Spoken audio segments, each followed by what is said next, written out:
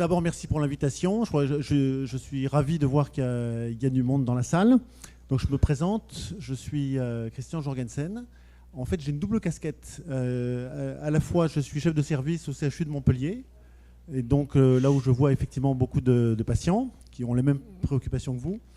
Et puis, je dirige un institut de biothérapie, où en fait, on invente les biothérapies de demain, les différentes thérapeutiques de demain. On pourra en parler si vous voulez.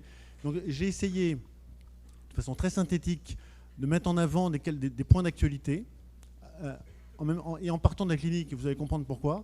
Ensuite, évidemment, d'aborder le problème des traitements, et puis du positionnement des traitements. Quelles sont les indications, et comment est-ce qu'on prend des décisions, et après, on prendra des questions, on pourra en discuter. Alors, quelques points cliniques. Et vous allez voir que la communauté, quand même, a essayé de répondre à ça. Et je suis sûr que vous allez tous être d'accord. Clairement, il y a encore beaucoup trop de retard au diagnostic. Ouais, on parle de 7 ans en moyenne. Ouais. Ouais, et je suis sûr que si on reprend, si on vous interroge tous, les gens qui ont eu mal au dos, des dorsalgies, des lombalgies pendant des années, avant qu'on leur dise, c'est ça, il a fallu du temps. Or, le traitement va être d'autant plus efficace qu'on le fait tôt. Donc en fait, quand il y a du retard diagnostic, en fait, il y a une perte de chance. Donc ça, c'est un point important. Donc il a fallu beaucoup travailler là-dessus. Ensuite, je vais vous brosser un petit tableau sur quand même, il y a eu des progrès quand même dans la compréhension de la maladie. Excusez-moi, au fond de la salle, s'il vous plaît, si vous voulez discuter, c'est hors de la salle. Si c'est dans la salle, merci de vous asseoir et d'écouter. Merci.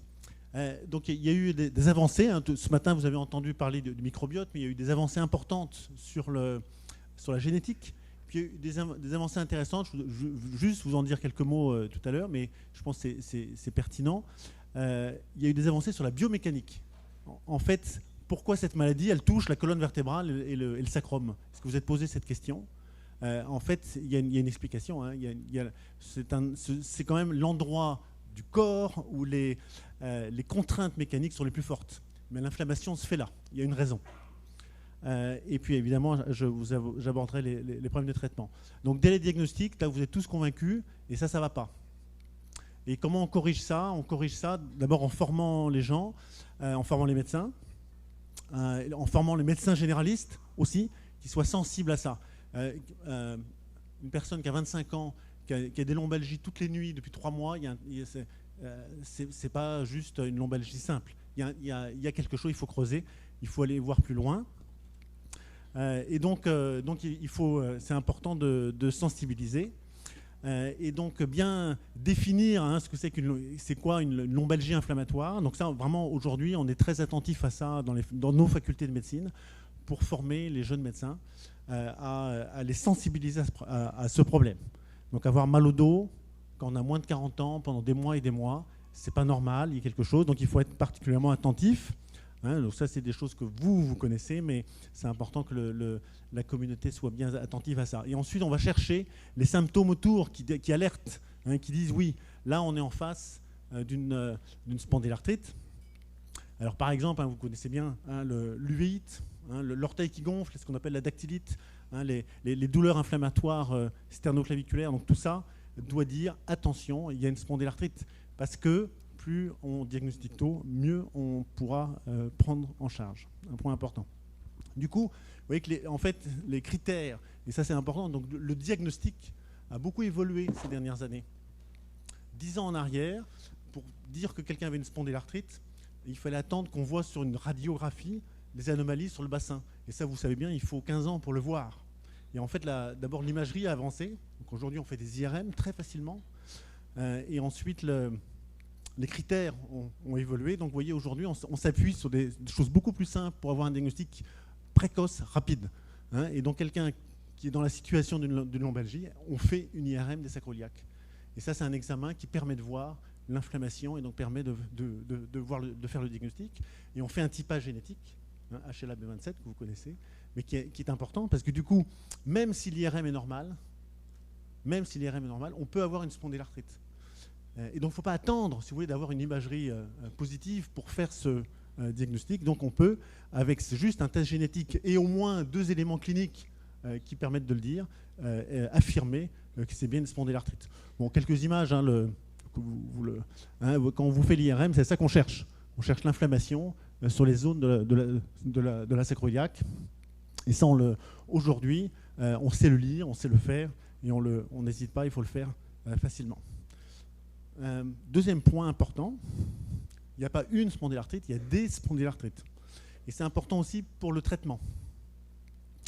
Vous avez ce qu'on appelle la spondylarthrite axiale et la spondylarthrite périphérique. Alors parfois les patients ils ont les deux, mais si vous voulez, ce qu'on cherche à faire là, c'est bien définir des grands cadres et les implications thérapeutiques vont être importantes. Hein, ici on va faire un anti-TNF et ici on peut commencer avec la salazopyrine. Vous voyez, donc il y a des implications thérapeutiques importantes en fonction de cette classification. Donc ça aussi c'est nouveau. Hein, il faut que vous voyez, donc la clinique, la médecine a essayé d'affiner mieux ce cadre pour aider à la décision thérapeutique. Voilà. Deuxième point sur lequel on peut revenir, on a très longtemps dit que la spondylarthrite c'est une maladie masculine. Donc quand une femme avait une dorsalgie ou une lombalgie, ah oui, mais bon, c'est une dorsalgie commune, mais ça ne peut pas être une spondylarthrite puisque 9 fois sur 10, ce sont des hommes touchés, donc ça peut pas être des femmes. En fait, bon, ça, ce dogme est faux, hein, c'est faux. Alors en fait, c'est des vieux trucs, parce qu'à l'époque, on n'arrivait pas à faire le diagnostic. On avait que la radio standard, et on n'était pas capable de faire un diagnostic plus précis. Aujourd'hui, qu'on a l'IRM, qu'on a des outils plus performants, on s'aperçoit en fait que ce ratio est proche de 1. Il y a autant de femmes touchées que d'hommes touchés.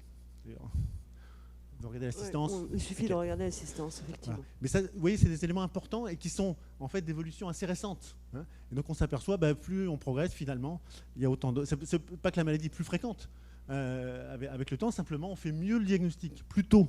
Et donc on s'aperçoit qu'il y a autant d'hommes que de femmes. Par contre, ce qui semble assez clair, c'est que c'est pas exactement les mêmes caractéristiques. Hein. Ce schéma, en gros, ça veut dire qu'ici, plus c'est foncé, plus il y a d'ankylose. Et en fait, les formes masculines sont probablement un peu plus agressives, un peu plus ankylosantes que les formes féminines.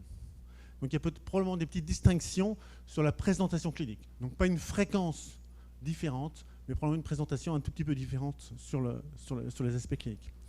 Un autre point sur lequel j'aime bien insister aussi, clairement,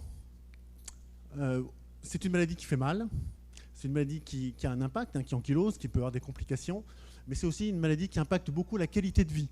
Et ça, je crois que les médecins en ont pris conscience et l'évaluent, en tiennent compte dans le suivi des traitements. Donc c'est une maladie, vous voyez les pourcentages, 90%, 80%, c'est sur le sommeil, sur la douleur, sur la fatigue. Et ça, c'est des symptômes aujourd'hui qu'on identifie en tant que tels. Hein, c'est pas quelque chose qu'on balaye en disant oui, bon, non, c'est un symptôme propre qu'on suit, hein, vous voyez, le sommeil, fatigue, raideur, et on sait que ça a un impact important au niveau sociétal, au niveau de la vie familiale et au niveau de la vie professionnelle. Donc on est beaucoup plus attentif à ces éléments que quelques années avant. Et on en tient compte dans le traitement. Quelques points de génétique. Quand même, avant d'aborder les traitements et les cibles, vous compreniez un peu, c'est important de comprendre, vous adhérez d'autant plus à une biothérapie que vous en comprendrez le fonctionnement et la cible. Alors, on ne sait pas tout, hein, sur la genèse de la maladie. Vous savez qu'il y a une composante génétique. D'abord, il y a quand même il y a des formes familiales. Vous savez que c'est associé à HLA-B27, c'est un gène. Au passage, on ne sait pas très bien pourquoi l'expression de B27 entraîne ces anomalies, c'est un impact sur le microbiote. Hein. Maxime Brabant vous l'a expliqué, mais on ne sait pas quand même totalement bien quel est le rôle de ça. Et puis, en fait, ce qu'on sait, c'est que B27 en soi, ça ne suffit pas pour faire la spondylarthrite. D'abord, parce qu'il y a plein de B27. Il y a 140 variantes de B27. Donc en fait, quand on vous dit vous êtes B27, en fait, ça ne veut pas dire grand-chose, parce qu'il y a 140 B27 différents. Et en fait, il y a seuls quelques sous-types qui sont vraiment associés à la spondylarthrite. Donc vous voyez, il faut en fait faire des études génétiques assez fines pour pouvoir dire, voilà, ça c'est vraiment lié à la spondylarthrite. Et la deuxième chose, c'est qu'on a regardé en dehors de B27, et en fait il y a beaucoup de gènes associés à la spondylarthrite. C'est une maladie polygénique. Et quand on regarde tous les gènes, alors on séquence on a regardé des milliers de patients, on les séquence et on regarde qu'est-ce qui est associé à cette maladie. Et on s'aperçoit qu'il y a un certain nombre d'éléments qui sont surexprimés. Et ce n'est pas très surprenant, ce sont avant tout des gènes impliqués dans la réponse immunitaire. Voilà, donc retenez qu'il c'est une maladie assez complexe dans sa physiopathologie, qu'elle est polygénique et que les gènes touchés sont les gènes qui touchent la réponse immunitaire. Voilà. Alors, l'intestin, on va y revenir, parce que là, vous avez bien entendu, on a beaucoup discuté ce matin, beaucoup de bactéries, beaucoup de gènes présents dans l'intestin, et en plus, c'est différent pour les gens qui sont atteints de spondylarthrite que d'autres. Alors, le rôle de ça est encore un petit peu complexe. Vous avez compris que certaines bactéries qui sont plus fréquemment présentes ont un impact sur la réponse immunitaire, que certains régimes peuvent moduler ça, mais on ne sait pas très bien dans quel sens, en fait. Donc, par exemple, un régime sans gluten, pas forcément une bonne idée. Je suis quelqu'un qui n'a pas vraiment d'intolérance, parce que ça peut perturber la flore, pas forcément dans le bon sens, parce que la flore, elle peut être bénéfique. En fait, les bactéries présentes métabolisent ce qui est dans l'alimentaire et produisent en fait des molécules anti-inflammatoires. Donc attention, ne prenez pas des antibiotiques en disant je vais me débarrasser de la flore. C'est beaucoup plus complexe que ça. Il y a des bonnes bactéries, des mauvaises bactéries, il y a un équilibre et ça module la flore. Alors, immunité. Et en plus, ça module évidemment la réponse immunitaire.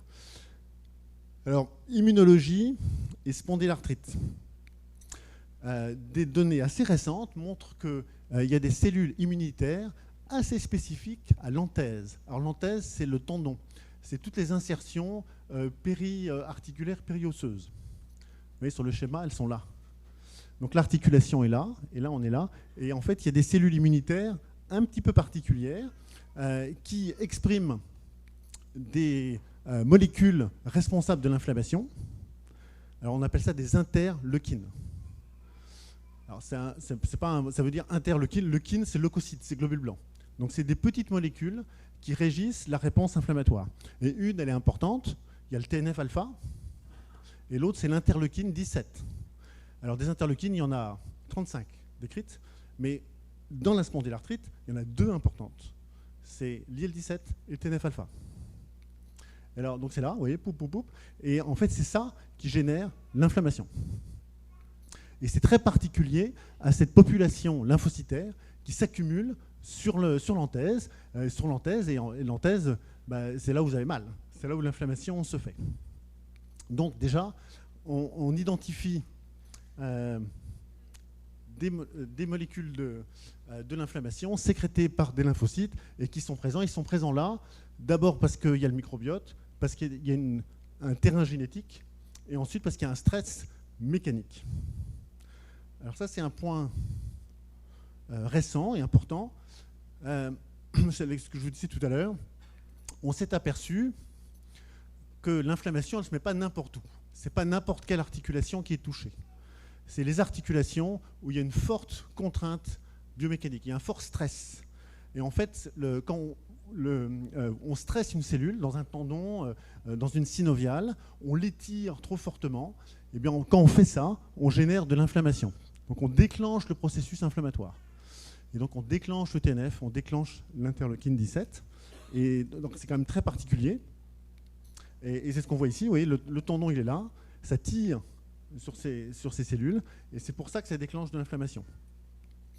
Et au bout d'un certain temps d'inflammation, l'organisme réagit, régule cette inflammation et produit des molécules qui génèrent de l'os. C'est ce qu'on appelle la voie Wnt. Alors c'est aussi important que l'inflammation. Et en fait, c'est à partir de là où il y a une prolifération d'ostéoblastes, de cellules osseuses, et c'est là qu'il y a une ankylose.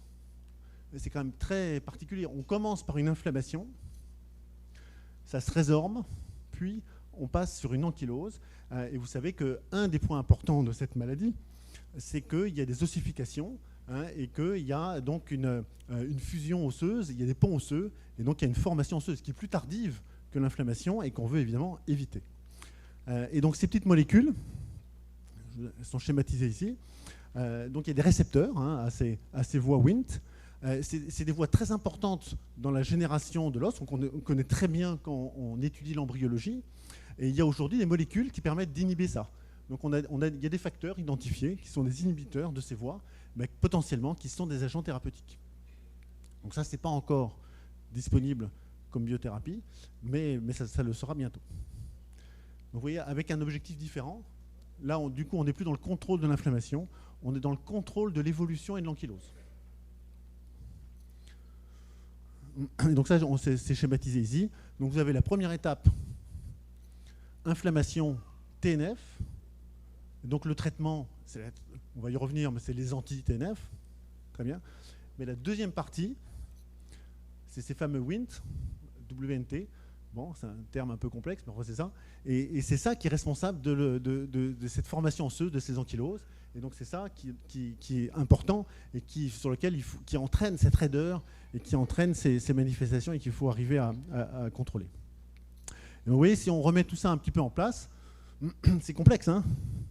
Vous avez la biomécanique, l'inflammation, les WNT sur l'os, la génétique, le microbiote et toute la séquence des gènes dont je vous ai montré et qui sont en fait responsables de ces cascades inflammatoires. Mais on comprend quand même un petit peu mieux. Et donc vous voyez que c'est tout ça qui fait qu'on a la maladie. Et donc les traitements, ils vont tourner autour de ça. On va proposer des anti-L17, on va proposer des anti-TNF, on va proposer des anti-WNT.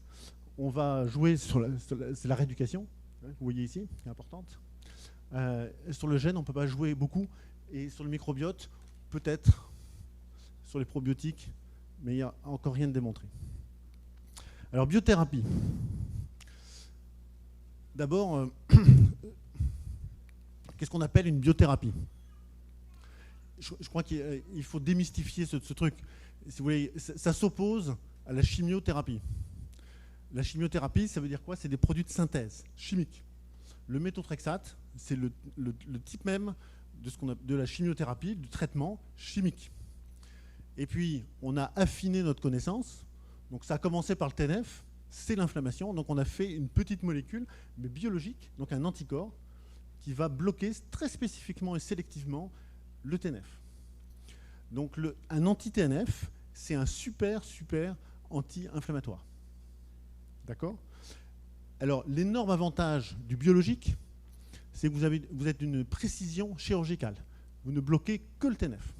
Si vous faites un traitement chimique, comme le méthotrexate, vous avez malheureusement beaucoup d'effets secondaires. Hépatiques, pulmonaires, intolérance, etc. Donc, en fait, aller sur la biologie, c'est aller sur la précision. Et c'est aller sur des molécules ciblées. Donc, arrêtez d'avoir peur du terme biothérapie. C'est le contraire, en fait. C'est-à-dire que plus on va sur la biothérapie, plus on va sur la technologie fine, et moins on a d'effets secondaires, mieux on contrôle les choses. Ça, c'est un point important. Alors, il y a les premiers biologiques. Alors d'abord, ils ne sont pas très nouveaux. Anti-TNF-alpha, 20 ans. Ça fait 20 ans. Mes premiers patients, c'est 1998. Donc Ambrel, bon, donc c'est vieux, ça. Donc c'est plus nouveau, ça. C'est du quotidien. Donc là, vous avez 5 anti-TNF. Aujourd'hui, ils sont même tombés dans le domaine public. Donc, ils sont génériqués, ce qu'on appelle un biosimilaire. C'est exactement la même chose que ça, sauf que ça va coûter 25% moins cher. Mais sur le fond, c'est ça. Après, vous avez des biologiques un peu plus modernes. Donc, il y a l'ustekinumab, en fait, qui va bloquer la voie de l'IL-22, dont je parlais tout à l'heure, et puis un anti-IL-17. Le secukinumab, alors c'est des termes un peu compliqués. En fait, quand ça se termine par AB, ça veut dire antibody. Donc ça veut dire anticorps en anglais. Donc pour vous, voilà. Et puis les derniers traitements, qui sont donc la génération, c'est au-delà de l'anticorps. Donc ce qui va au-delà de ces agents biologiques, ce sont les inhibiteurs JAK. Donc je vais vous dire un petit mot dans quelques instants. Alors, voilà à quoi ressemble un anticorps. Un anticorps, c'est une grosse molécule. C'est une grosse molécule où il y a une partie constante et puis une partie qui est très très ciblée et qui est dessinée pour être extrêmement spécifique et bloquer le TNF. Et donc là, je vous ai mis quelques noms. Donc vous avez le Cimzia, le Simponi, l'Humiral, Rémical. tous ces produits ont à peu près le même effet. À quelques nuances près, un patient va mieux répondre à une telle molécule ou à telle autre, mais globalement, on est à 70-75% de réponse avec ces traitements. Ça marche comment? En fait, ça arrive sur le site inflammatoire et ça bloque de façon très très sélective la molécule responsable de l'inflammation, donc ici le TNF. Donc c'est extrêmement sélectif, très très spécifique, et ça va directement sur le site qui nous concerne. Alors voilà comment on évalue ça. Là, on regarde le pourcentage de répondeurs avec des critères cliniques. Et ce que vous voyez en orange, c'est les patients qui reçoivent du placebo. On appelle ça des études cliniques. Pour valider un médicament, on propose aux patients, il faut qu'ils soient d'accord. On leur dit, voilà, il y a un nouveau traitement, est-ce que vous êtes d'accord pour le tester? Donc ça a été fait il y a 20 ans, ça. Et on dit, voilà, et vous êtes d'accord pour le tester. On fait le traitement pendant 6 mois, mais vous êtes tiré au sort. Soit vous avez le placebo, en orange, soit vous avez le vrai traitement, en jaune.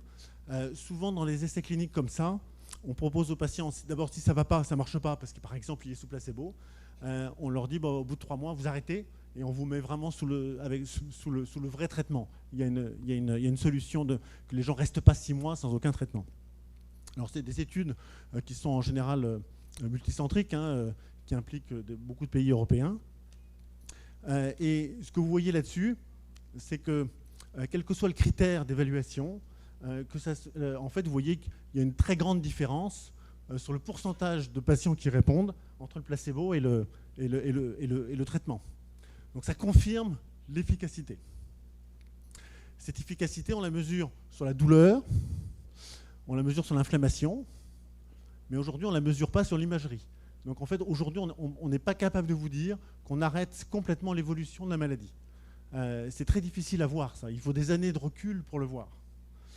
Donc on sait qu'on stoppe l'évolution en termes de douleur. Mais est-ce qu'on prévient l'ankylose? C'est pas sûr. Il n'y a pas d'étude aujourd'hui qui permet de le démontrer. Il y a quand même des éléments importants. Vous voyez là, c'est des patients qui ont été traités et ils avaient moins de 5 ans d'évolution et là ils avaient plus de 5 ans. Vous voyez qu'il y a une grande différence de réponse. Donc c'est ce que je vous disais tout à l'heure. Plus on traite tôt, plus on a de chances d'avoir un bon résultat. Et donc ça vraiment, ça l'illustre.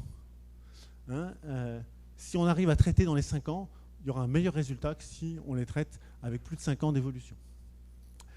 Et un deuxième critère, souvent de réponse, plus le patient est en poussée inflammatoire, et ça on le voit sur les prises de sang, la CRP, il y a des marqueurs d'inflammation, plus ça marche, plus les résultats sont intéressants.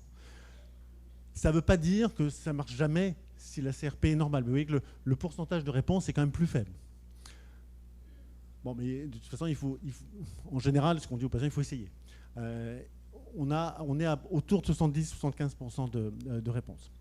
Alors, après, quand l'anti-TNF ne marche pas, et ça peut arriver, dans les 30%, ça peut arriver, ou s'il y a un échappement, eh bien, on a une alternative, c'est de cibler la deuxième interleukine, et c'est la fameuse interleukine 17. Alors ça, c'est un médicament qui est plus récent, par contre. Lui, il a à peu près 2 ans, sur le marché d'à peu près 2 ans. C'est le Cosentyx qui cible l'interleukine 17 et qui s'administre exactement comme les anti-TNF par voie sous-cutanée. Donc c'est des traitements qui sont assez faciles. C'est ambulatoire, c'est sous-cutané. Ça se fait 1 fois par mois, une fois qu'il y a le traitement de charge, puis après c'est 1 fois par mois. Avec un profil de tolérance qui est quand même qui est tout à fait acceptable. C'est-à-dire qu'il y a des allergies sont tout à fait exceptionnelles, tous ces traitements tout à fait exceptionnels. On peut avoir des petites réactions sur les points d'injection. Les réactions hépatiques ou les accidents rénaux sont rarissimes. Le seul vrai bémol de ces traitements, c'est leur puissance. C'est-à-dire qu'en fait, ils bloquent tellement bien l'inflammation, et l'inflammation, on en a besoin pour se défendre contre l'infection. Donc, sous traitement anti-TNF ou interleukine 17, on a un peu plus d'infections. Statistiquement, c'est indiscutable. C'est rarement des infections graves, mais ça peut être un peu plus de bronchite l'hiver, un peu plus d'infections urinaires. C'est surtout ça le point. Et donc, avant de commencer le traitement, on fait toujours un check-up assez précis pour être sûr qu'il n'y ait pas d'infection respiratoire, qu'il n'y ait pas d'infection virale. On fait un check-up hospitalier. Et ensuite, on commence un traitement, et c'est un traitement qui est toujours hospitalier. Comme des traitements qu'il faut savoir manipuler, il faut savoir ce qu'on fait. Mais une fois que votre bilan est fait, une fois que le traitement est en place, vous avez un suivi régulier, il n'y a pas plus à craindre que ça. Hein. Et donc voilà les résultats. Les résultats sont tout à fait spectaculaires. Donc vous avez le placebo, comme tout à l'heure, puis vous avez après les patients qui répondent. Donc vous voyez qu'on a une réponse tout à fait comparable. Ce n'est pas mieux qu'un anti-TNF, tout à fait comparable, mais du coup, ça fait quand même une solution si un patient ne répond pas au premier traitement. Et si on suit l'IRM, hein, donc là on a l'inflammation, puis sous traitement l'inflammation disparaît. Donc on visualise effectivement, objectivement, la disparition de l'inflammation sur la colonne vertébrale, sur les articulations sacroiliaques. Alors, ça c'est les biothérapies. What's next? Alors, aujourd'hui, il y a un progrès supplémentaire qui a été fait dans l'avènement des inhibiteurs JAK, alors, qui n'ont pas encore une AMM dans la spondylarthrite. Ils ont une AMM dans la polyarthrite, mais ça va venir. Les études sont très positives. En fait, de quoi s'agit-il? Jusqu'à présent, on ciblait directement le TNF ici, ou l'interleukine 17 ici. Et en fait, là, c'est des petites molécules qui se prennent par voie orale et qui viennent, en fait, non pas agir ici, mais agir sur la signalisation. Donc ça agit directement sur les cellules immunitaires, mais en amont. Et en faisant ça, on est beaucoup plus efficace. Donc on a augmenté la puissance et l'efficacité, tout en restant ciblé. Hein, ça continue de bloquer l'effet des cytokines, mais de façon beaucoup plus efficace et en plus par voie orale. Donc vous voyez, on a des chiffres qui sont encore supérieurs à ce qu'on avait tout à l'heure sur les critères d'évaluation. Donc on a augmenté encore l'effet biologique avec un profil de tolérance tout à fait comparable. Et donc là, comme tout à l'heure, on mesure, c'est un score en fait IRM, donc on mesure l'impact sur l'imagerie. Et en fait, on voit qu'avec le traitement, on a une amélioration et on voit une disparition des signaux inflammatoires qu'on avait tout à l'heure sur l'IRM. Donc c'est la même chose, ça disparaît avec le traitement. Donc c'est efficace, encore mieux que les biologiques, et y compris sur la radiographie. Et enfin, le dernier traitement qui est réservé aux spondylarthrites associées au psoriasis, hein, qui est une entité un petit peu particulière, où, en cas d'échec des anti-TNF, on peut proposer le Stelara, qui est aussi un biologique et qui cible l'interleukine 23. Donc c'est une des interleukines en amont de l'interleukine 17 et qui donne des résultats un petit peu moins spectaculaires. Donc on est à 50%, tout à l'heure on était plus vers 70%, mais qui marche quand même très bien. Donc vous voyez, on a quand même 3 biologiques, un anti-JAK, donc on a quand même beaucoup de traitements à notre disposition. Alors, comment on prend les décisions thérapeutiques?